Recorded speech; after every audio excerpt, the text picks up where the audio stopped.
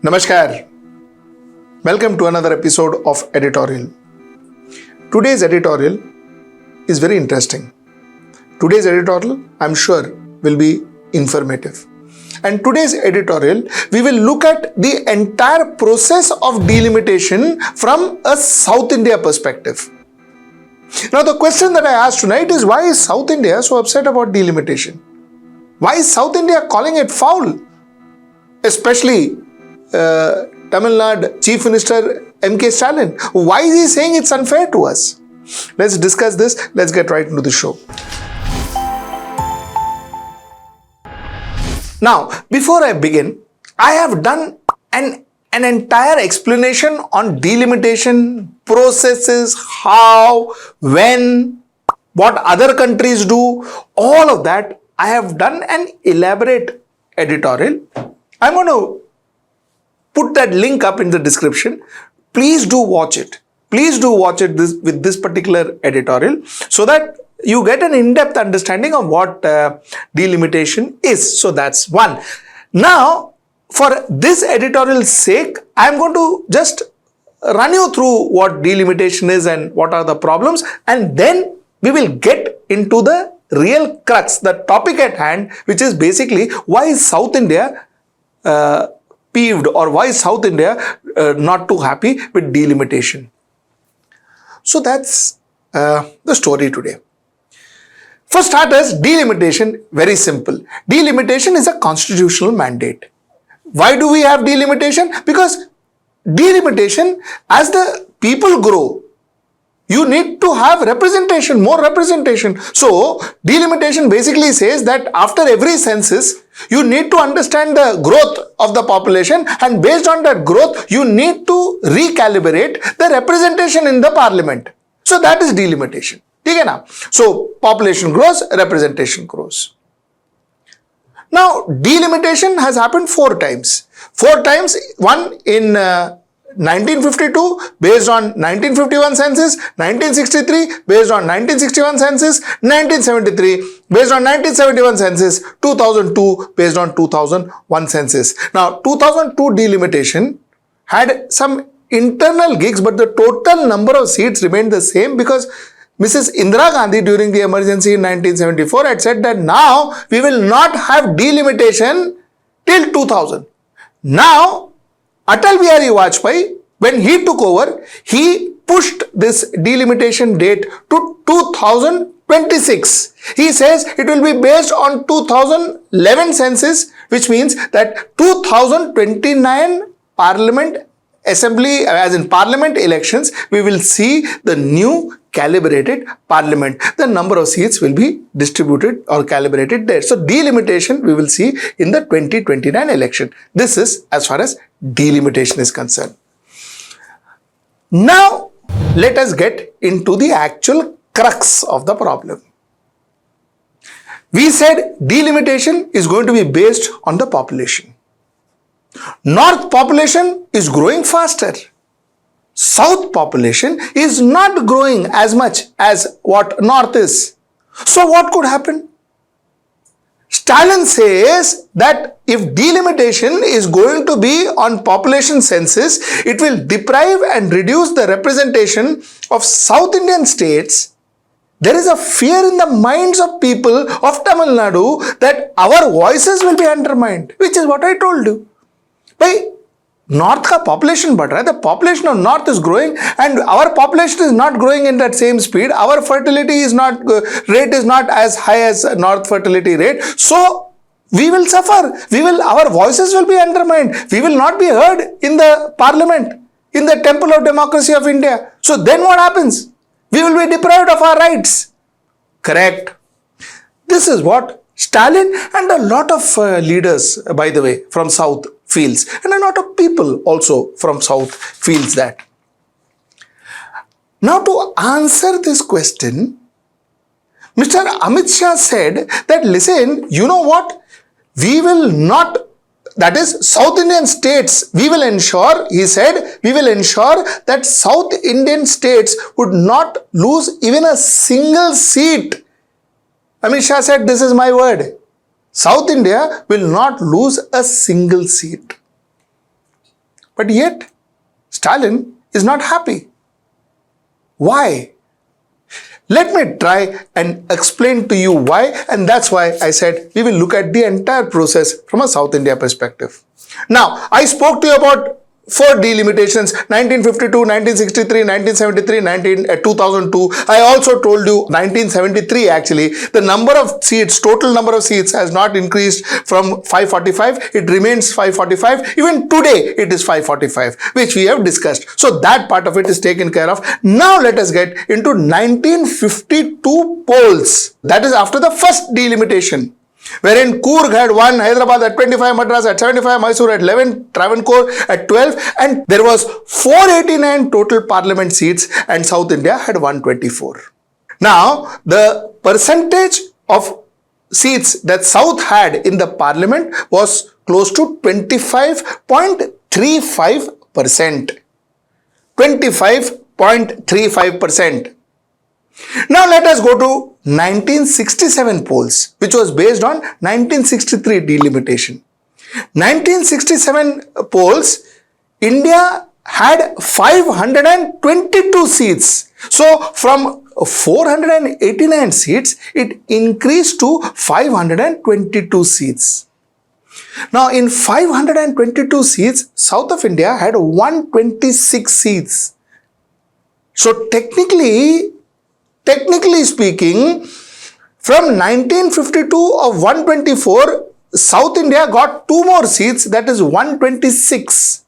Like Amit Shah said that he may not necessarily reduce the South India seats, but the problem here was in 1952, South had a representation of 25.35%, whereas in 1967, South representation in the Parliament of India reduced to 24.13, almost 1% reduction. So number of seats grew, but percentage, voice share reduced by 1%. ठीक है ना? So let's go to 1977. 1977, like I said, the seats increased, that is the parliament seats increased from 522 to 545. 2 seats were reserved seats, so 543, but 545 total. And South India increased from 126 to 130. 126 to 130. But the percentage went down further to 23.85%. From 24.13%, it further went down to 23.85%. Number of seats grew, 26 to 130, but the percentage went down. Same is the case with 2004 polls. 130, 545, percentage 23.85. 2024 polls, same, 545, 130 seats for South, and therefore percentage 23.85. Like I told you, after 1977 there has been no changes. 1977 we were 545. From 1977 till 2024 we are 545 in the parliament. Now the worry that South India has is, like Mr. Amit Shah said, he may not reduce the number. For all you know, a few numbers may increase. By whatever methodology, whatever tools, however you calculate it, maybe, chances are. If you go purely by fertility, I don't think that is going to happen. But if you use some other methodology, you use some other techniques, a lot of countries use a lot of techniques. Like I told you, my editorial, please do see it. I've taken you through a lot of other countries and the methods they use. So a lot of countries use methods. So there is a chance that we could increase the number of South India seats from 130 to whatever. There is a chance. There is definitely a chance that 130 may not come down either, like what Mr. Amit Shah promised. But the chances are that the percentage of South Indian representation in the Parliament of India could come down, which means that the voice share of South India in the Indian Parliament will come down, which means that yes, South India will be deprived of their right of putting up their demands, their needs, their representation in the the temple of democracy, that's the parliament. So this is where Stalin is coming from. So this is why I think there is a valid point that he is saying.